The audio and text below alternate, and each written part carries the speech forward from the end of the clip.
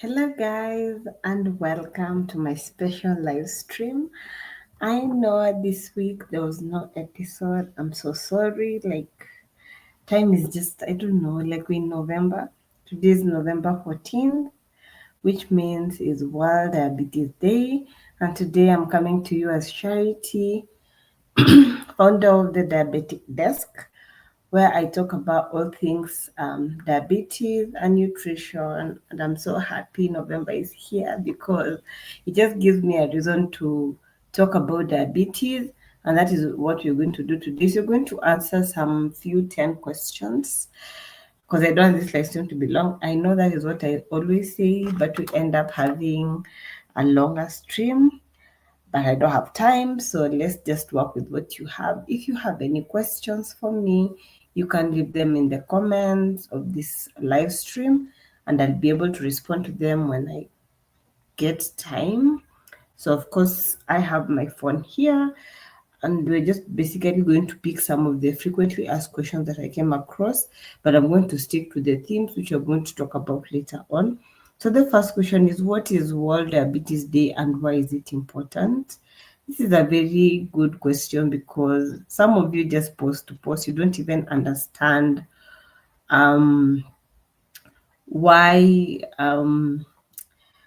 we are celebrating the World Diabetes Day. It's usually observed every 14th day of November each year, and there's always a theme that is curated to raise awareness about diabetes and its global impacts, and also to highlight the need for education, of course, highlight the need for early diagnosis, the need for prevention, and the need for support, especially for people living with diabetes. And each year, we usually have various things from various websites. For me, I know World Diabetes Organization, I know International Diabetes Federation. There's always WHO that targets pressing aspects of diabetes, which shape the conversation, especially throughout this day. That's why it can get a little bit confusing because you'll be wondering, okay, which is the actual theme, but just know there are various key players in the world of diabetes, and yeah, basically that's just what World Diabetes Day is. And we're going to look at question 2, which is, what are the 2025 global themes for World Diabetes Day? And like I said, there are various key players when it comes to diabetes, and just creating diabetes. So for me, I usually go through all those websites I've mentioned to see what is being talked about, what do we need to know, and all that. So for the WHO 2025, just go to their website. Their theme is diabetes across life stages, and this basically focuses on prevention, diagnosis, and care from childhood through adulthood. So they're looking at type 1 diabetes, which affects children. Of course, type 2 is also creeping in the children these days. And then you go to teenagehood, adulthood, and in the older stages.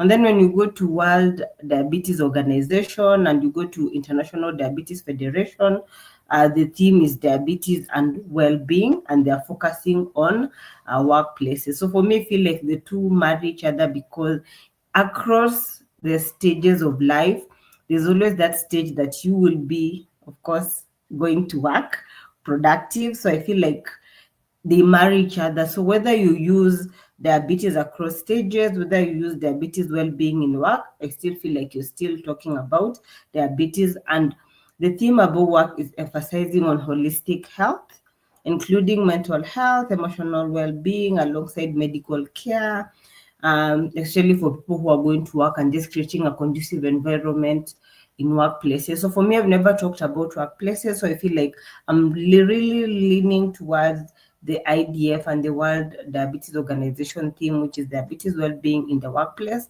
and that is what I have created the webinar this week about, and just talking about the importance of employers, leaders, managers to understand, especially if you have employees who are living with diabetes. So I feel like these themes encourages a comprehensive approach. It I'm saying go make a post, talk about the different life stages. There's nutrition in lifespan. So this is diabetes in lifespan. Pick one lifespan and talk about it. Type 1, type 2, gestational diabetes. So there's no excuse why you shouldn't be making noise throughout this day so that we can really talk about diabetes and put it out there. Yeah. I'm so passionate when I talk about diabetes. So if you attended my webinar on Wednesday at the Nutritionist Corner, you know I'm very passionate about diabetes. So I'll always talk with a lot of vegan, a lot of because I want diabetes to be there, because I feel like nutrition is a key player when it comes to prevention. So I will use that. Yes. So we're going to look at question 3. How common is diabetes and why does it matter? According to the recently released International Diabetes Federation Atlas, go to their website, download that atlas and read the fact sheets. Right now, we are at 559 million people globally living with diabetes type, any type, like type 1, type 2, gestational, and those other type of diabetes. I feel like those are the people, like majority of them, 90% of the diabetes account for type 2, which usually affects adults 20 to 79. And those are those that are equipped to work. You see why I lean towards the theme on well-being at workplaces? Yes, so diabetes can lead to complications such as heart disease, kidney disease, or failure, vision, ulcers, amputation, neuropathy, that is losing your nerve feelings. So I feel like, especially if it's unmanaged, it's very, very dangerous. So awareness is critical to prevent complications and improve quality of life. For me, I'll always create awareness. That's why I try my best not to lose focus and lose sight of why I started the diabetic desk. Yes. So question 4, what are the types of diabetes and how do they differ? For me, typing is very, very important. Why? Because with correct typing, you're able to put in place interventions that will be able to help your client or the people living with type 2 or newly diagnosed. Yes, so type 1 is an autoimmune, which usually common amongst children and some adults. So this requires insulin. So you're insulin dependent. Type 2 is often linked with lifestyle and genetics, and that's why I really create awareness around insulin resistance and sensitivity, because insulin resistance is a seed, like I said on that session, that when it's planted, it sprouts into prediabetes, brings into type 2 diabetes, which is a mother of conditions. So for me, I feel like type 2 is highly preventable through diet, nutrition, exercise, and medication. You see why I'm so passionate about it. And then gestational diabetes, which usually occurs during the 24th to 26th week of pregnancy. And this increases the risk for the mother and baby if untreated. That's why I highly recommend mothers to go for antenatal, go for all those 6 visits.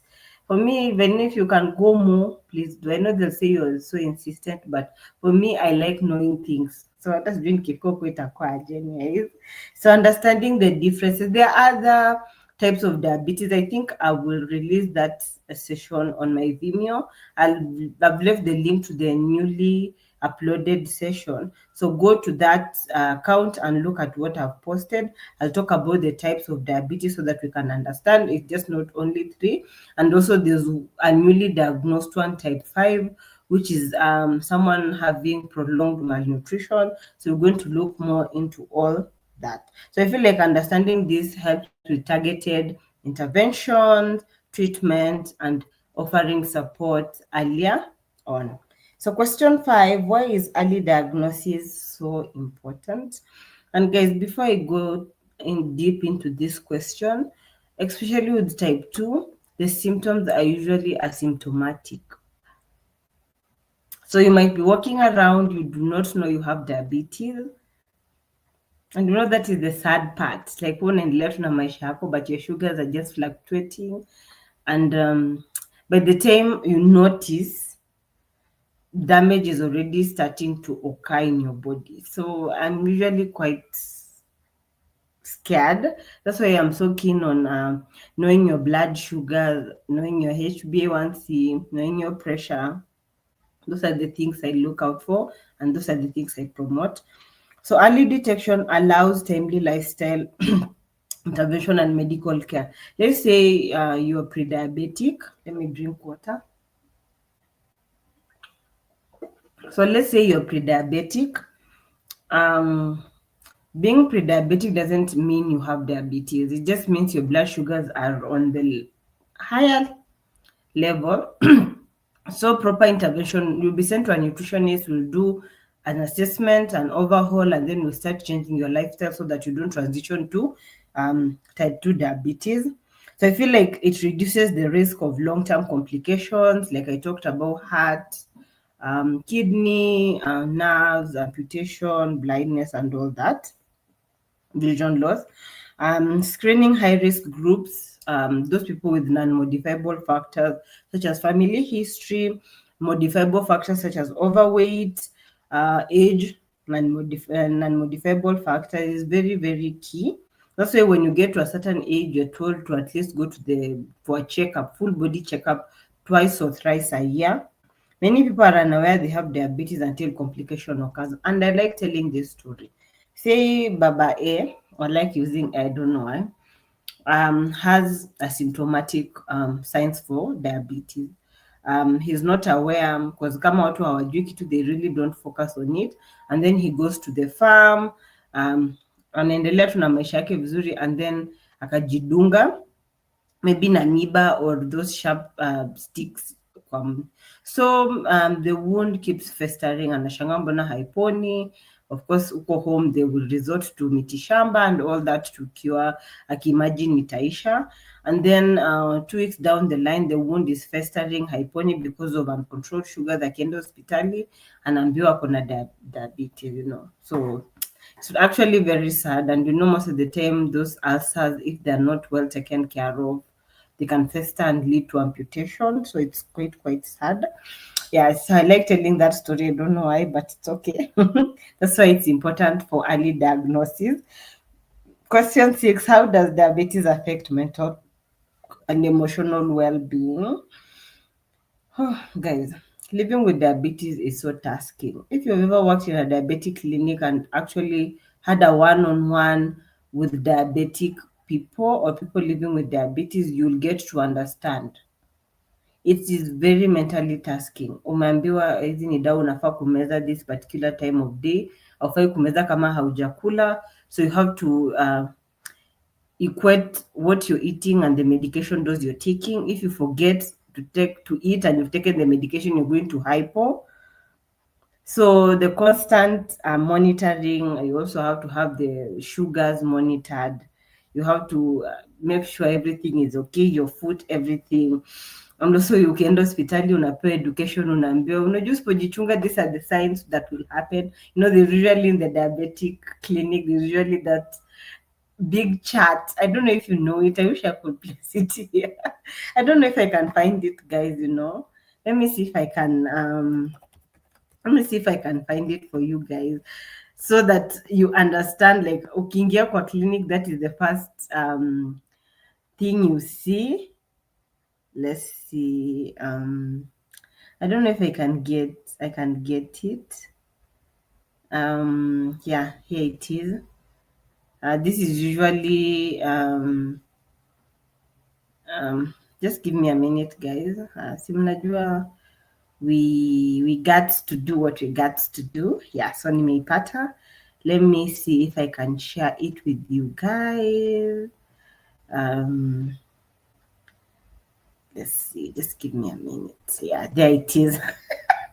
So this is usually the poster that is on most diabetic clinics. So mtu amefika anafundishwa, like, you know, a stroke heart attack, kidney impotence, especially for men. Usipochunga, and they value that. So that is what that this, I don't know, this chart. So akifikiria hivyo anafikiria well, so you can imagine the stress, the anxiety, and burnout that comes from trying to grasp what all this you're being told, and then you're told nutrition, this is what you're supposed to eat.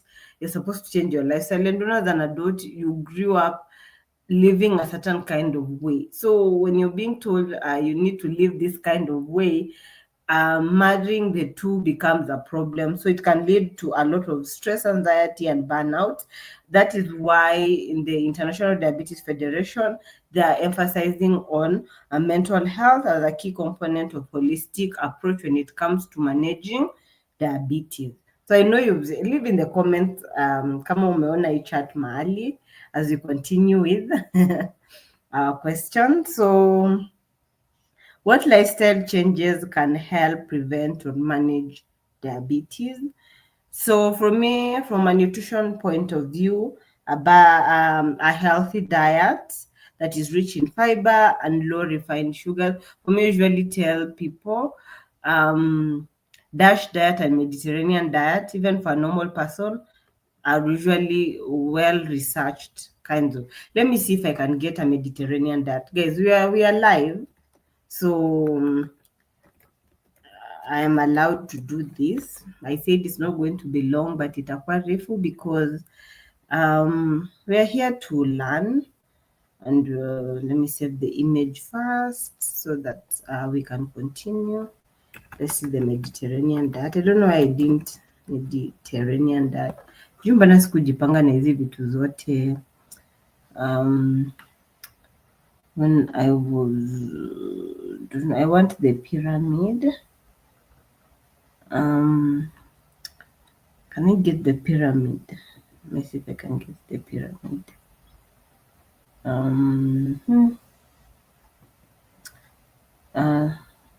Let me use this, guys. Let me see. Sorry for that. Let me add it so that you can be able to see. So I'll start. Where is it? Ziko wapi sasa? I thought nimezi download.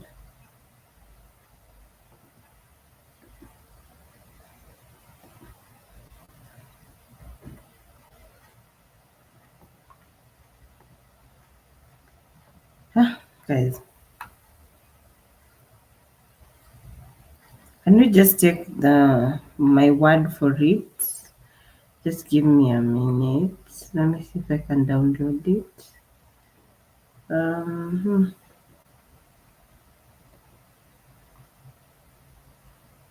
Still telling me. Anyway, you both understand what DASH diet and Mediterranean diet are. So I usually tell people follow that. And then regular physical activity, maintaining a healthy weight, avoiding tobacco, excessive tobacco, smoking, and excessive weight, and then regular checkups. And I wanted to talk more about regular checkups because we don't go for adequate checkups. Because what wanasemanga, if you don't know, what you don't know won't kill you. So mkiona medical camps, you go to other places, you don't go for checkup, you don't do screening if there's mass screening. So sometimes the asymptomatic state of diabetes in occur until the complications that I have talked about. And for me, knowing really helps. That's why we are creating awareness. We're encouraging early screening because these changes support blood sugar control, regular complication, reduce complication, and improve quality of life. If you have diabetes, there are usually those short-term complications that come with having diabetes, such as hypoglycemia, hyperglycemia, fatigue, confusion, low energy. This can interfere with your day-to-day activities. So you'll find that you're not able to go to work because you're not feeling well. Ukifika job, you're not doing your job very well, and then it interfere with your income. So you're going to go to number 8. That is question 8. If you have any question, you can leave them in the comments of this live as we celebrate World Diabetes Day. What are the common myths about diabetes? And they're very common. And at TikTok, go to Facebook, especially in Facebook groups that have titled diabetes awareness groups. You really find a lot. I usually just najua niko ubaya, but I usually join those groups with my pseudo account so that I can be able to gather information and see, because ukiingia na umeandikwa hapo certified nini, they think you're coming to sell, so they will not admit you to those groups. And those groups is where you'll get a lot of myth and misconceptions that I'm going to mention. One myth: only overweight people get diabetes. And this is also something that I wrote on our TNC page. Please go to that document and read more. I feel like people don't understand the difference between modifiable risk factors and non-modifiable risk factors. Diabetes is contagious, it's an uncommunicable disease, it's not transmitted, Go and look at communicable diseases and non-communicable diseases so that diabetes is not contagious. People with diabetes cannot exercise. When people talk about diabetes, people with diabetes cannot exercise. False. Actually, regular, moderate physical activity is encouraged. I feel like it's just for you to know your own schedule. Know when you're taking medication, know when you're going to eat so that you don't, because when you over exercise, you know what happens. You can either go to hyper or hypo. So you have to be really keen with your medication regimen, your nutrition regimen, and know which time of day best works for you. And if you're not aware of it, please visit your nearest health facility, see your doctor, see your nutritionist, see a mental health specialist so that you can be able to just help when it comes to support and all this. Because debunking myths reduces stigma and empowers people to seek care and support. So question 9, how can communities and government support people with diabetes? 1, provide affordable access to medication, insulin, and monitoring tools, because I know monitoring is very difficult, especially if you need to buy the strips. Strips are very disposable, one-time use. So if you're monitoring every day, it means you need to have the strips.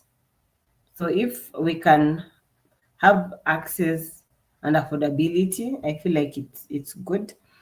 Promote education and screening programs. I feel like at the diabetic desk, I want to continue educating and then partner up with relevant stakeholders so that we can see what to do about screening, and not just because it's World Diabetes Day, but every day, because Diabetic Day is here to stay, and I'll be creating awareness as we go on. Encourage policies for healthy environment, food system, urban planning, and all that to ensure people have access to healthy foods. When it comes to food production, urban planning, people have spaces to walk, spaces to exercise, spaces to just promote their lifestyle. Let me not forget about mental health. Places like forest, Friends of Karura Forest. If you've ever gone to Karura Forest and the peace you get after the walk, please do. Reduce stigma through public campaigns. That's why I'm here to debunk common myths. I think I will record a session where we just talk about purely myths. Or I can do a live if you like this kind of content. I can do a live here, but I still want to push my Vimeo page. So I'll leave the link, go and follow so that you can watch all the videos at the diabetic desk that I have uploaded. And stigma is real. People say it's not, but if you're living with diabetes and you've interacted with them, they say the stigma is real. Look like you on a diabetes, they start treating you differently. Support mental health services alongside medical care. And I know most diabetic clinics have a mental health specialist who comes maybe thrice a week to talk to people and just gauge where they are. Like I said, living with diabetes, managing, taking care of yourself, and especially if you're the breadwinner or you have complications that come with diabetes, you're on dialysis, you have pressure, so you're taking diabetes medication alongside pressure medication, you're on dialysis, you have hypertension, you have diabetes, you're managing dialysis, it can be very tasking. So I feel like mental health services should be a priority. That person should be coming in every day of the week to talk to people who are coming. Because me naweza kuja leo na maybe akuje leo, and I need to talk to someone who will listen. Yes. So we're in the final question. If you have any questions, I can see any. We're going to answer with What can individuals do to contribute to World Diabetes Days and beyond? I've written beyond because we shouldn't just create awareness today alafu tunanyamazia. No. One, participate in awareness campaign. Come across this live or ukienda kwa diabetic content, share. Ukiona your fellow colleague amepost, share, repost until it becomes a trend. Hashtag World Diabetes Day 2025. Yes. So participate by creating a poster and posting, by educating people you are participating in the campaign, sharing reliable information in communities online, these Facebook groups, in your Facebook, share, because nikitoka hapa, I'm still going to share. I just feel like today I have a lot of energy and I want to use that energy into sharing. Last year, I was at home. So during the World Diabetes Day, I went for a walk and I completed 20,000 steps. So I don't know today what I will do for this day. I'm still torn because I have work later on. So it will be a little bit difficult, but I feel like going live and creating that webinar session and all that I've done enough. So take out from me and just continue creating awareness. I know there's a walk around Place Nico, but it's a time niliamka late and now I have to prepare to go to work, so I cannot even attend it. They're doing a walk from KU Amphitheater to Kahawa and back. So if you can participate, please go and participate. Encourage screening among family and mimi ukikaa na mimi, I will force you to go. When you slight, because for me any slight discomfort nakwambianga enda hosi. Go and see what the problem is. And counseling family members is quite difficult. Advocate for healthy lifestyle policies. Hiyo naambianga when it comes to policies, nachia my co-founder Lilian Mumina. Follow her on social media, Lilian Mumina, national advocate. Treasurer Kunad on LinkedIn. Mambo za policies na advocacy namwambianga yeye take up the mantle and push so that we can have these policies in place. And then support peers living with diabetes, sustain engagement beyond the World 14th, beyond today, to amplify impact and build healthier community. So I feel like those are just some of the questions I have to just talk about today, which is World Diabetes Day, and I hope you're going to do something. Nimeongea sana, mate imeisha, hata nakunywa maji.